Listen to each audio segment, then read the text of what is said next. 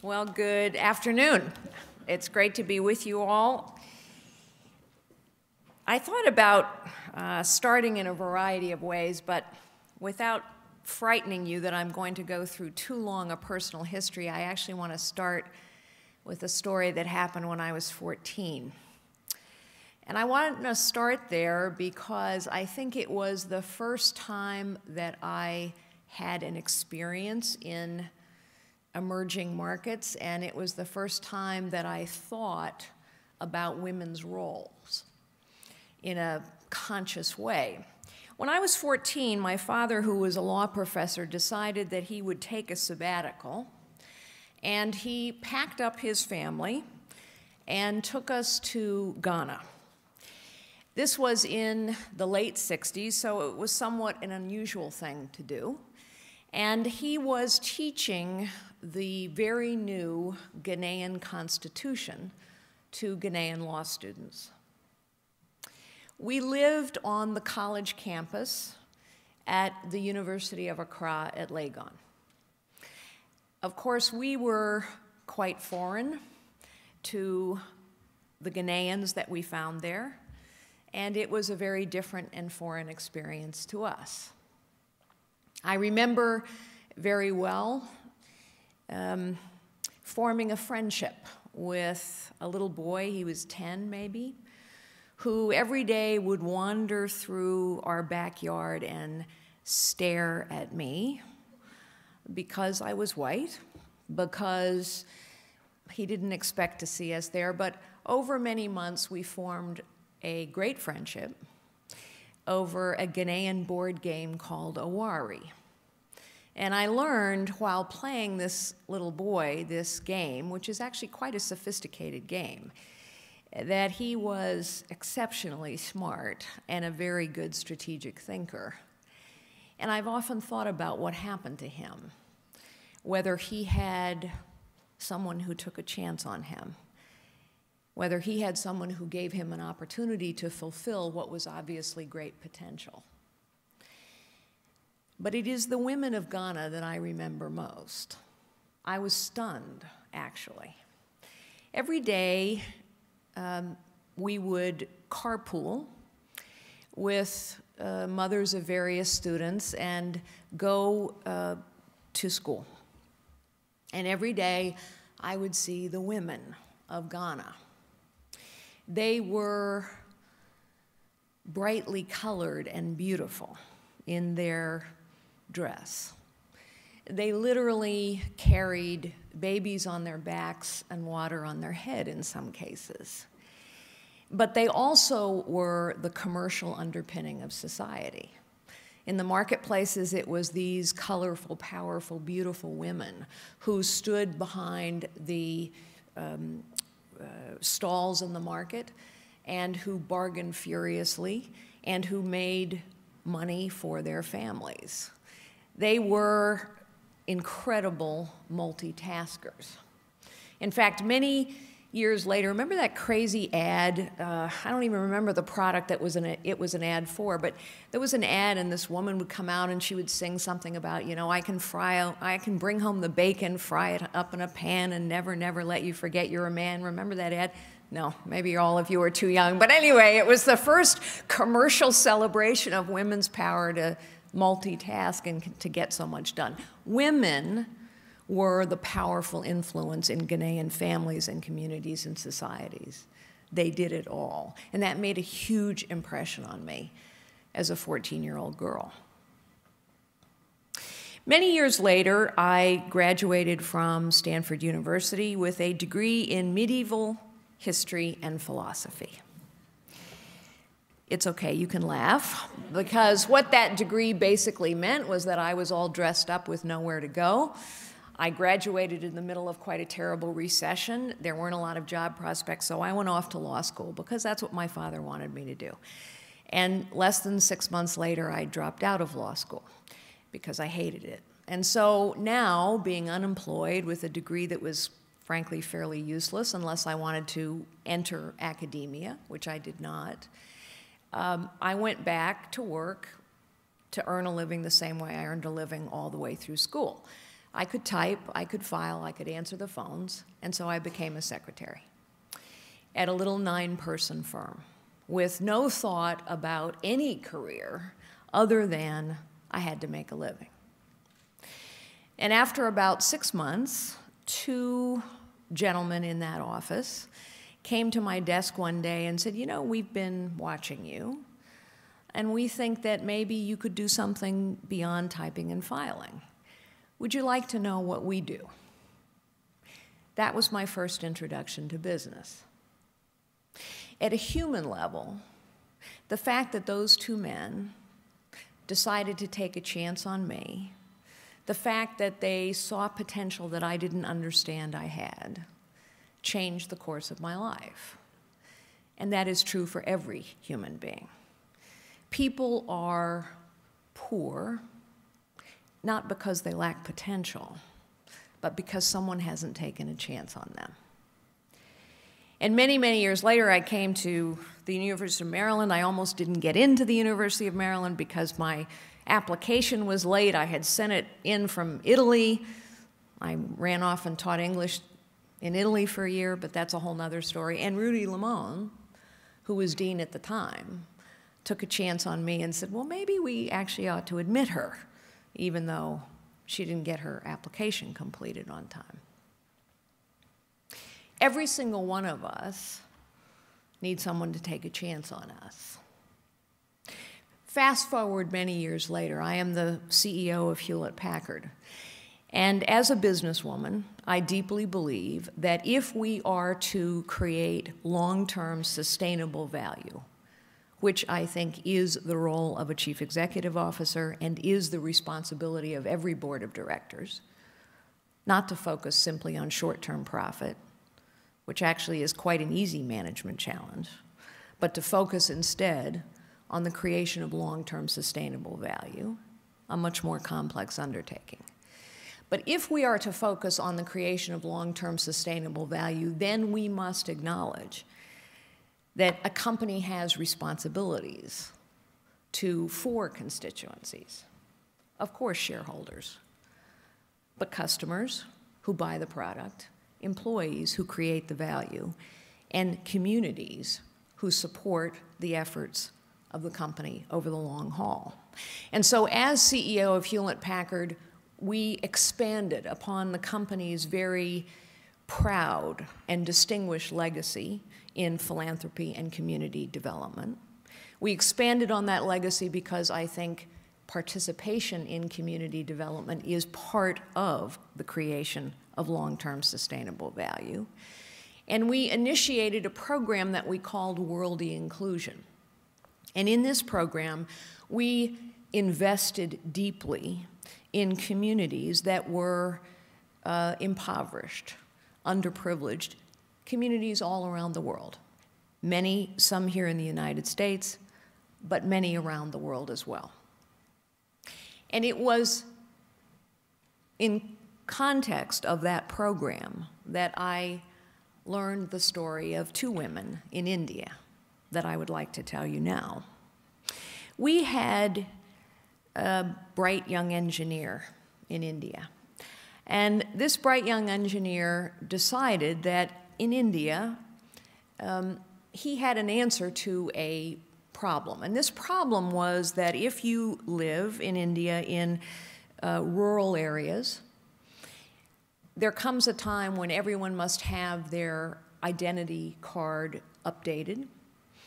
And Indian villagers would have to travel quite a long way into a city center in order to have their picture updated, their documents updated, et cetera. And this engineer said, well, you know what, maybe we could create a solar-powered camera. Hewlett Packard, as you know, was very invested in both printing and digital photography. Maybe we could create a solar-powered camera. Long story short, he did. And he decided to test this camera by giving a solar-powered camera to 2 women in the Indian village of Kuppam. Saraswati and Gauri are their names. Now, these 2 women figured out that they could use this camera to help make others' lives better.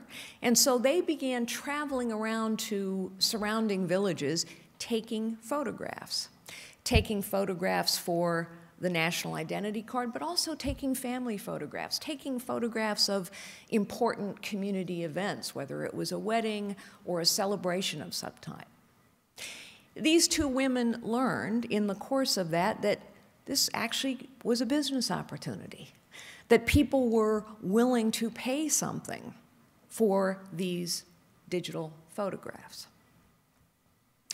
But Saraswati and Gowri did not just create a business for themselves. Eventually, by the way, after a few months, this business became so profitable that their husbands stopped doing what they were doing to help them grow this new business. But here's where the data is very clear, that women are sometimes different. Saraswati and Gowri did not just grow their business. They went home and used some of the proceeds from their business to begin an education fund in their family. They used some of the proceeds of their business to help their extended family. They took the opportunity to take a chance on other people. And this story of how women have a multiplier effect in development around the world is repeated over and over and over. In fact, if you look at the data is crystal clear. Whether you look at the data that the UN puts together, whether you look at the experience of microfinance. Microfinance, as you perhaps know, the story of how all of this started. When Grameen Bank first came up with the innovation of microfinance, they assumed that they would be lending money to men, because that's who the business people were. The trouble is that when they lent money to men, and this is not saying anything against men, this is just fact, that the investments were not always used wisely. They discovered that when they lent money to women, that women were far better credit risks, and that women invested the money more wisely because they invested the money in building capacity for their families and for their communities. The vast majority of recipients of microfinancing today are women. Not because people set out to do something special for women, but because they're better credit risks and the investments pay off at a higher rate. The UN data is crystal clear that if we want to help solve any problem in the world, disease, poverty, conflict, any problem in society, must involve women to be solved, because women have a multiplier effect. They not only work hard to build a better life for themselves, but they work hard to build a better life for their families and for their communities. There are tens of millions of women all over the world who are subjugated, suppressed, or perhaps simply treated as second-class citizens and never given a chance to fulfill their potential and to have a positive impact on their communities and on their society. And the subjugation and repression of women is reprehensible morally and cannot be justified by any philosophy or religion. But beyond that, it is really bad economic policy. And those societies who do not step forward and allow women to become a full participant in economic development are holding themselves back. Women in particular, and leadership in general, are the missing ingredient in economic development in so many cases. And women and leadership can make absolutely every problem better. Without women involved in a solution, a problem will not get solved. This isn't wishful thinking, it's data. And without leadership, no problem can be solved either. This is why I have been involved in some of the very worthy causes that have captured my passion and my attention over the last several years. It was mentioned that I was a founding member of the African Leadership Academy. Having spent a great deal of time in Africa, having a great passion for that continent and so many of the countries in that continent, I believe that one of the things that is still lacking is leadership.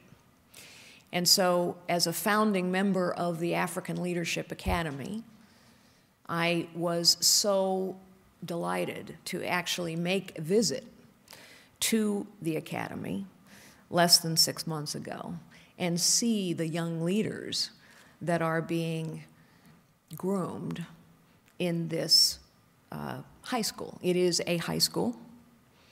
It gathers high potential young people from all over Africa. It is about half women and half young men.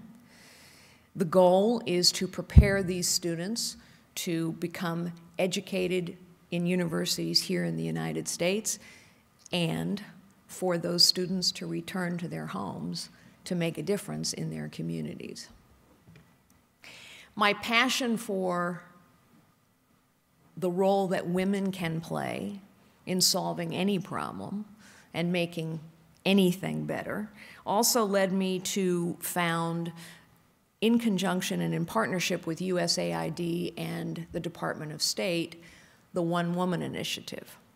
The One Woman Initiative, and if you would like more information on how it works and what we do, please go to my website, carlyfiorina.com. You'll see more about it. But in essence, the One Woman Initiative was founded in recognition of the fact that one woman can have a huge multiplier effect in her family and in her community and in her place of work, and that there are too many places in the world where women simply are not given a chance, where they are not given access to basic justice, where they are not given an opportunity to hone their entrepreneurial skills, where they are never given an opportunity to lead, although they clearly have the capacity to lead. And so the One Woman Initiative identifies grassroots women's organizations, small grassroots women's organizations that are making a difference, either by providing women with access to justice or an opportunity for entrepreneurial training or an opportunity to be prepared for positions of leadership, whether it is in politics or in business. And we support those organizations so that they can reach out and give more women a chance to be a leader and to make a difference. I think it is easy to look at the world and conclude that some of our most pressing problems are just too hard to deal with. I think it's also easy to look at the world and say, you know, wow, yes, it's so great that I am no longer the only woman to have ever led a Fortune 20 company. That was true until 18 months ago. How wonderful that we now have great examples of women in positions of leadership in some of the most important companies in the world. But it's also fair to say that we can look at the boardrooms of corporate America and realize that the statistics and the number of women that are sitting in the boardroom, that statistic hasn't changed in over a decade. Women still are hugely underrepresented in the corporate boardroom. So my point is, one can look at statistics and problems and situations around the world and say, you know, it's not getting any better. And it's easy to look at some of those statistics of how women are treated around the world, of how many people never are given a chance to fulfill their potential, and to realize an opportunity to lead and become discouraged. And yet, I think we are living in the most marvelous century in human history. And the reason I say that is because think about the power that every single individual now has in their hands. I grew up in the world of technology, and I think technology is the most radical event in human history. And if you think that is hyperbole, consider this for a moment. In the last 10 years, only in the last 10 years, it is now possible for any person, anywhere, to gain access to any piece of information, anytime. Now, of course, let's quickly say, they have to have access to the right technology, and not everyone does. There has to be some basic infrastructure in place. But think about the revolutionizing impact of the cell phone in some of the poorest places in the world. Think about the reality that literally it is now possible for every person, any person, to have access to any piece of information anytime, anywhere. That means, for example, that I, sitting in my study at home, can find and fund worthy women's organizations in faraway places like Egypt and India and Azerbaijan and Pakistan, and they can find me. It means that any woman who has a skill can find a market. It means that everyone has an opportunity to find someone, reach someone who will be willing to take a chance on them. Now, I do not say this with any kind of naivete. It is a cruel world out there for too many women. And yet, for the first time in human history, history is on the side of the individual, not on the side of power. You know the old saying, information is power? Think about what's gone on in the Arab Spring. Think about it. Whatever we think about the political ramifications or how new governments are going to behave and whether we agree with our policy or not, just step back and think about what happened.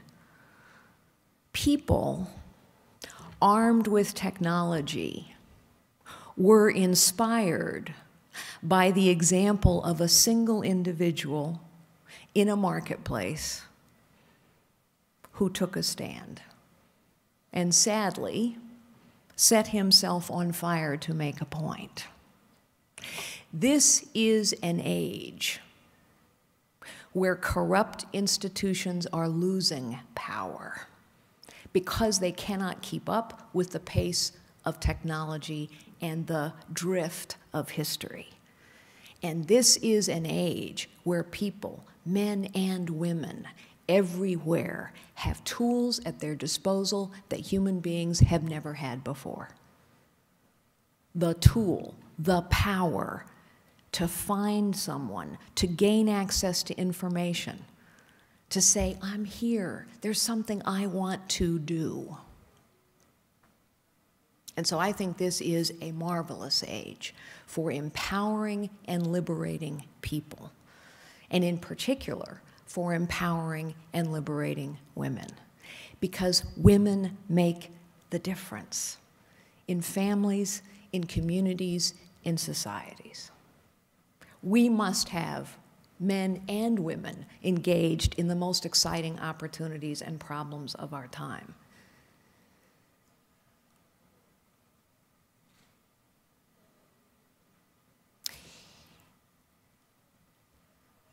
I will close by saying this, and then I will open it up to whatever questions you have.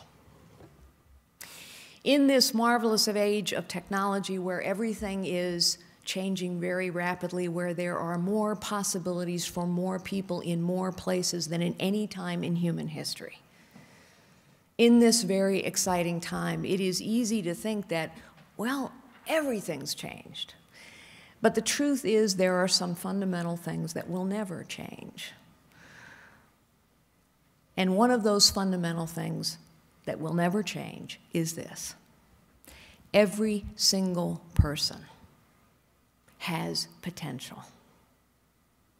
Every single person, a man and a woman, has an opportunity to fulfill their potential and make a difference for themselves, for their families, for their businesses, for their communities. And every single person needs someone to take a chance on them. Every single person needs some spark, some opportunity, some person to say, here, why don't you try this?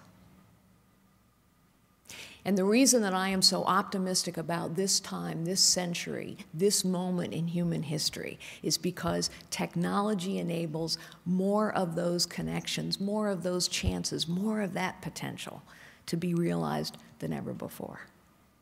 Thank you so very much. I'll look forward to taking your questions.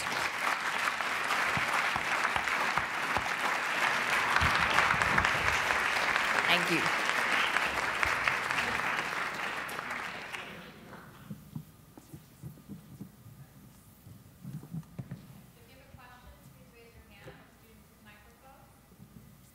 Or maybe you're just hungry. I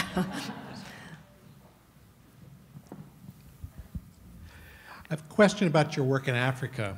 I'm working on some startups in the cell phone industry in Africa, where one of the big questions is how much market development do we need to do to build people who have enough money to buy the cell phone apps, or how much time should we wait in trying to find investment? So I guess the core question is, in many developing economies, the challenge is you want enough economic ability in the economy to be able to buy your products and services, but it often takes a long time. So what are your insights about this question of market development, infrastructure versus fundraising and taking a venture route?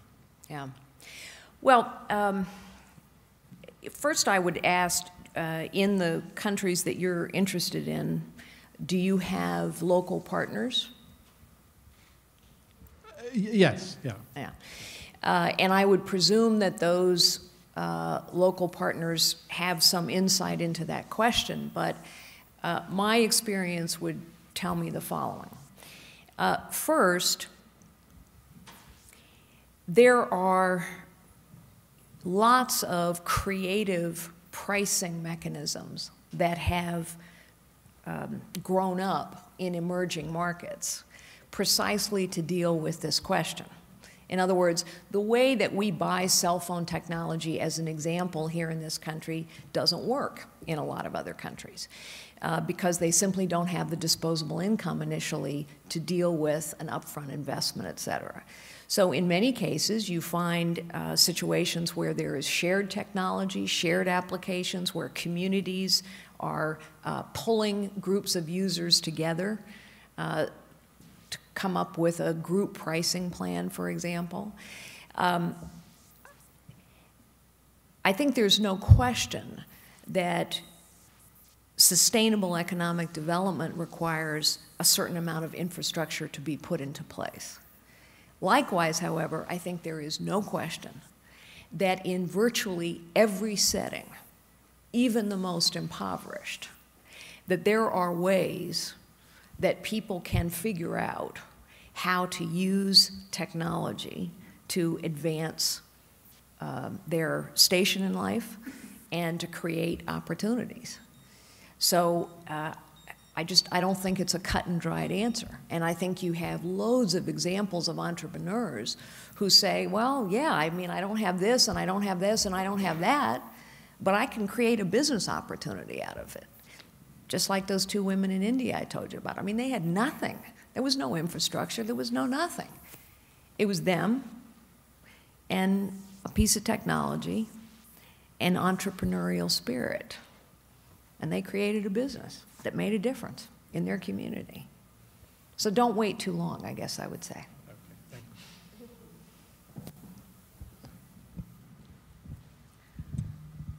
Your identification of the cell phone as a transformational technology truly resonated with me, so I had a question on that. Do you see this technology as helping us address some of the really persistent problems such as health and education as well? Have you experienced that? The short answer is yes, because let me give you an example. Education. I am an MIT graduate as well and serve on their board of trustees. And several years ago, there was quite a controversy at MIT because a group of professors decided that they should put out a lot of their coursework for the world. You're obviously familiar with that initiative. And it's had a huge impact because all of a sudden people in very faraway places in the world who would have had no access to this kind of thing, and in some cases through cell phones, not always, but in some cases through cell phones, now have access to some of the great learning in the world. There are now programs where this open courseware is being used to create a new kind of degree program so that people can gain accreditation that actually I may be somewhere way far away in a corner of the world that nobody knows exists in some ways, and yet I can demonstrate that I am capable of completing MIT coursework. So I think it can have a huge impact. That's a very high-end example, but there are many examples like that. The African Leadership Academy that I talked about is using technology to bring in material, teachers, opportunities to the school from very far away. Healthcare, it's clear. I mean, cell phone technology is used today to bring expert opinion to a terrible situation, even when a doctor cannot reach the area. I just wrote,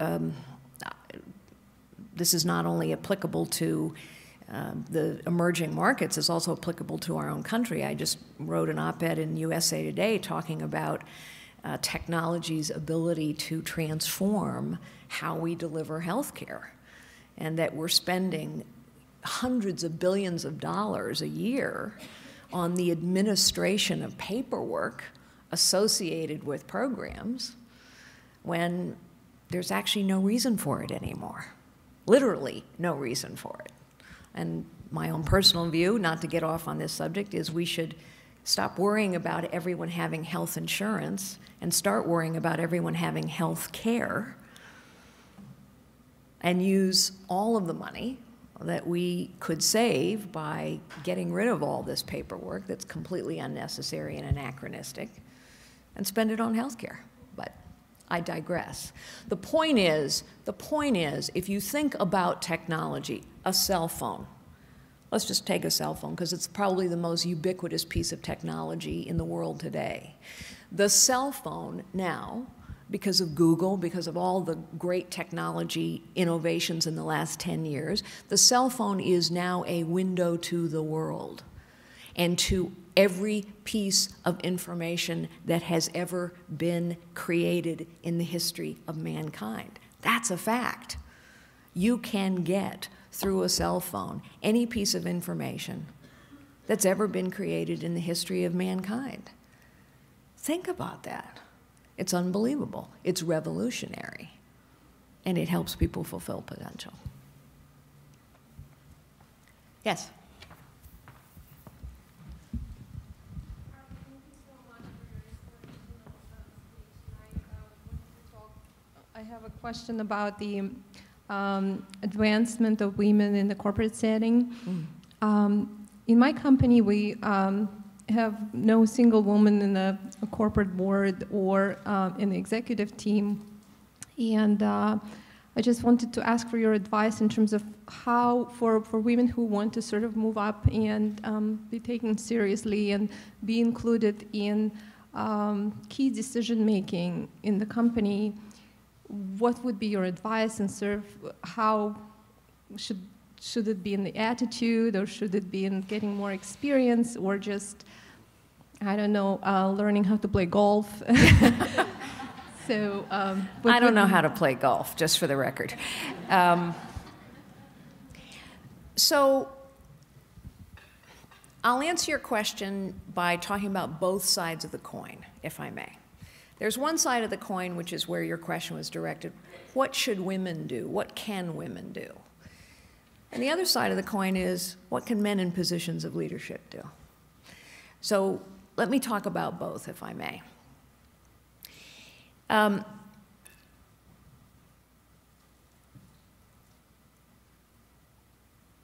to think about where I should start. Let me start with men in positions of leadership for a moment. Virtually every person who's ever taken a chance on me in my career has been a man. From those two men when I was the secretary, to Dean Lamone when I was, trying to get into business school, all the way through my career.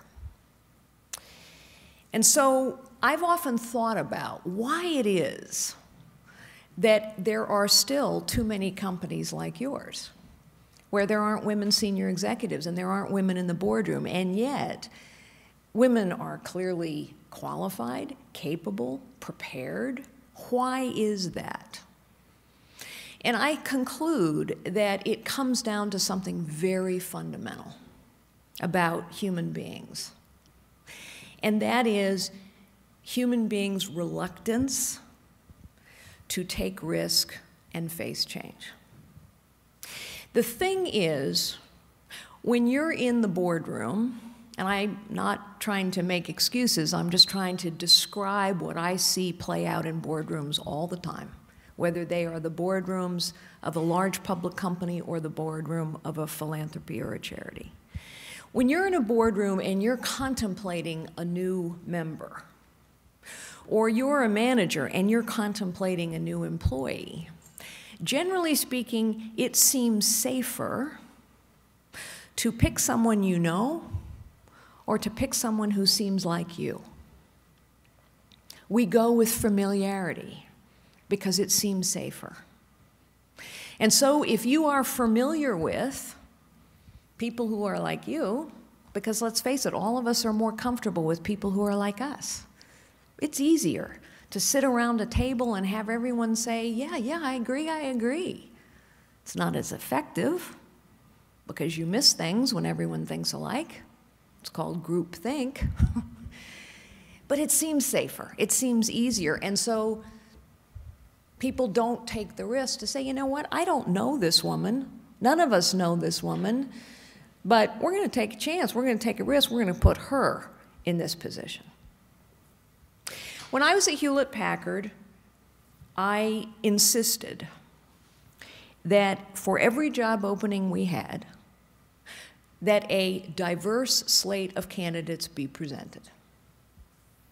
And sometimes people would come to me and they would say, well, we can't find a qualified woman, or we can't find a qualified African American, or we can't, and I would say, they're there, go back and look, they're there. Qualified, absolutely. And then we would make our decisions based upon that diverse slate of candidates. The best candidate would get the job.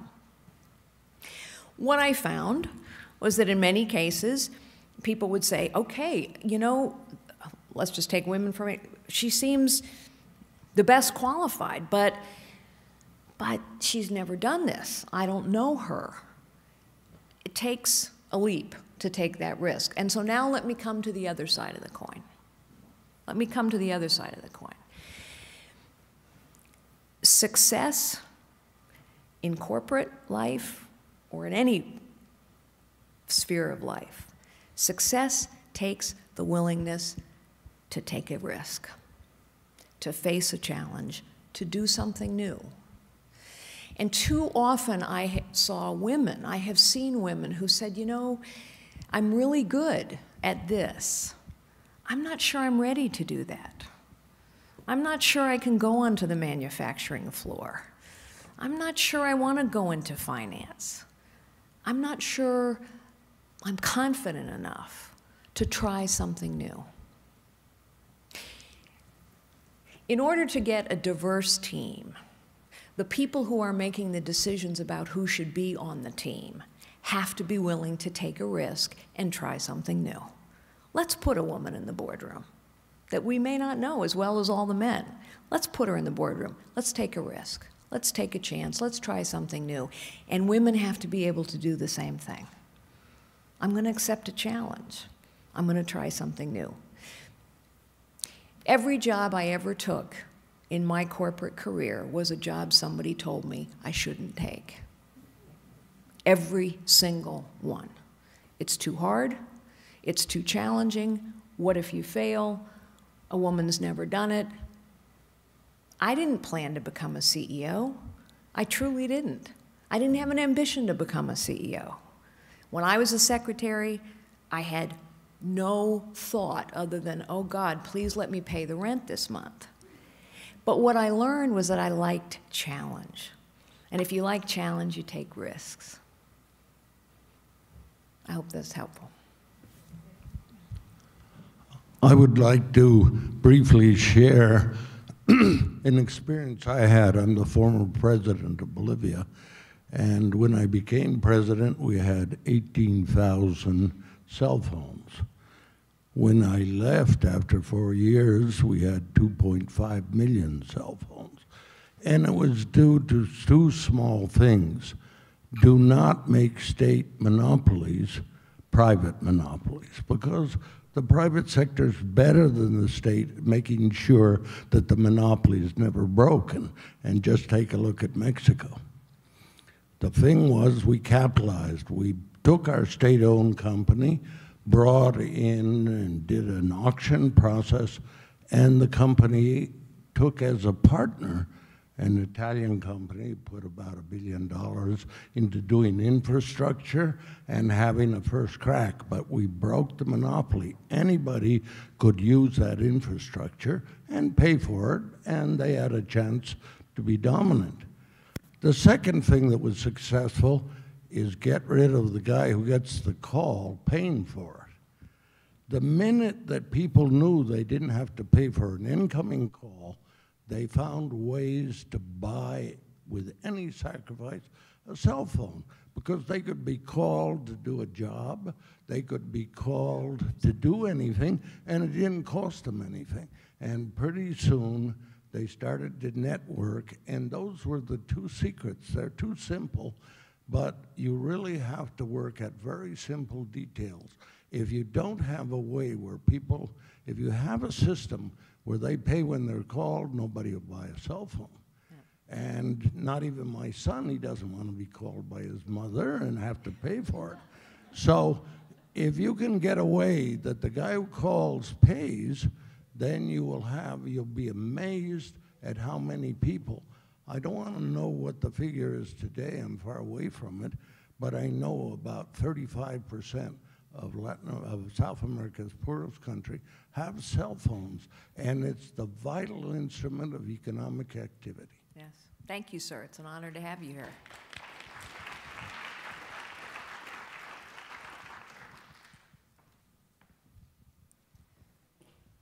Thank you.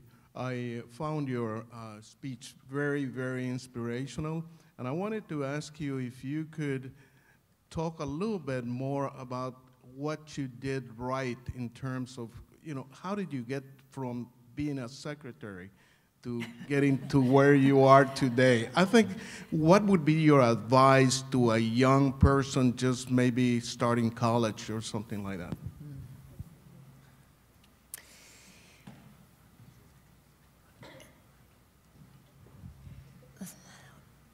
First, don't think about the next job. think about the one you have, whatever it is. There is honor in all work, and if you do the job you have exceptionally well, someone will notice. I see way too many young people who get so focused on, you know, I want to be here, I want to be here, I want to be here, and they forget that's all fine and well, but right now you're here, and you're being asked to do something. There is honor in all work, and there is education and growth in all work. I feel so fortunate that I started as a secretary, because there are things that I learned on that job that I have never forgotten.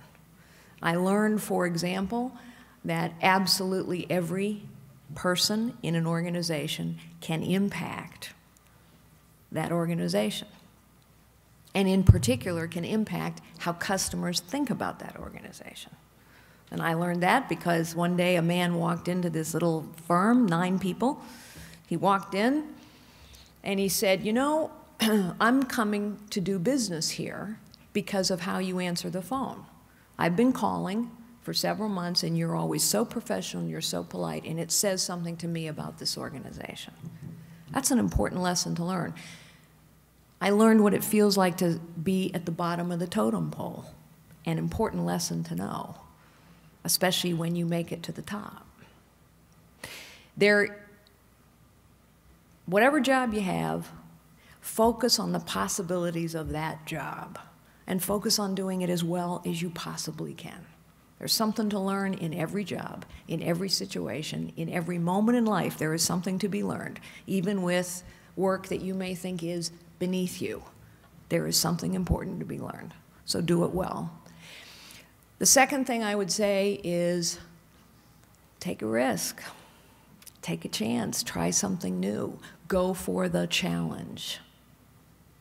A lot of people who are very ambitious will be given advice, well, don't do this, don't do that, you know, it might mess up your resume, you don't know how it's going to come out.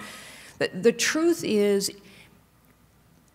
I got noticed in my career because I did the really hard jobs that nobody wanted.